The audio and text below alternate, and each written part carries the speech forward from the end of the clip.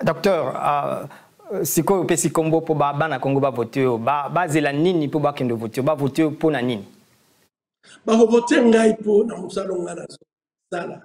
To okanisa te ke bana Congo bazomona te. Bazomona ba bazoprimer bango, pe bazomona ba bazosalela bango. Ngana sala kana Kivu pamba.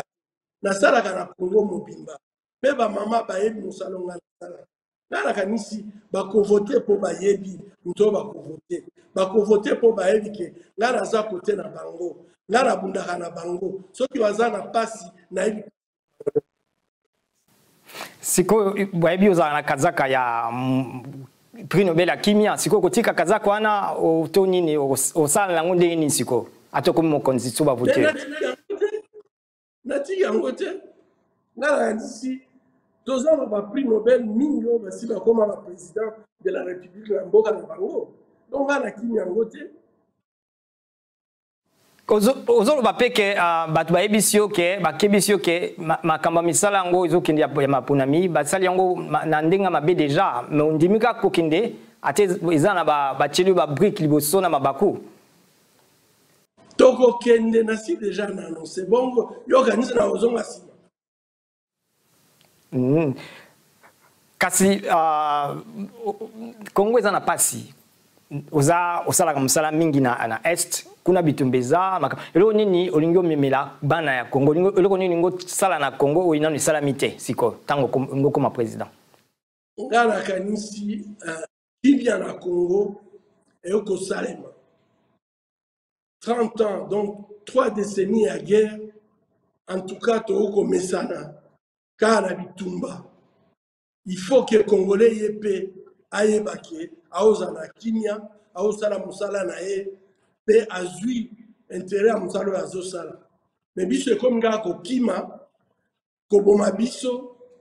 donc moyen bana na biso ba kola na éducation oyo longo bani ezate ngala kanisi eloko ya liboso to ko bunda nango e kozala kimia na Congo po soki kimia ezali bo ba kosala misala na bango ba kosala yango na ndenge na ndenge elongo bani mais soki nezate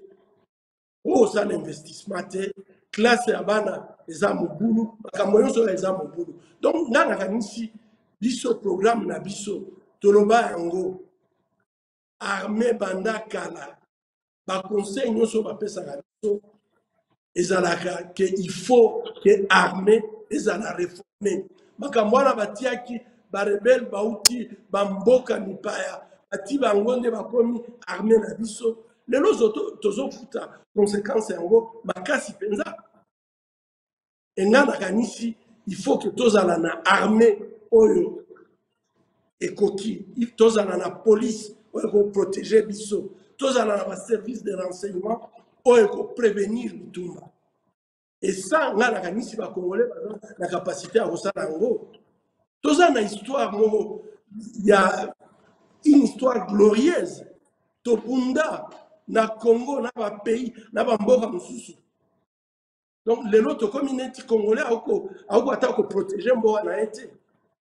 est-ce que biso to continuer ko ndima makambo ndenge wana ngana kanisi priorité à liboso il faut qu'il y ait ezonga la République démocratique du Congo.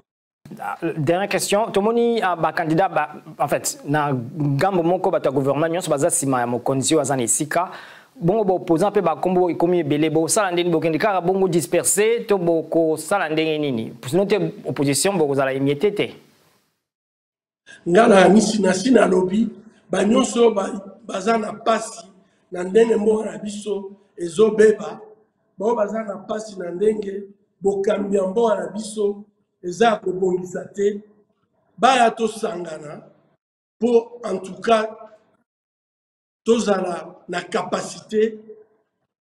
ya kolonga engara nisi wane kosalama azobenga bango nyonso o bamoni ke en tout cas souci na ngai il faut que Congo ebonga baya tosala lisanga tokende biso moko nzela moko ngala nisi na ndenge wana en tout cas possibilité ya kolonga ezali. Merci beaucoup docteur.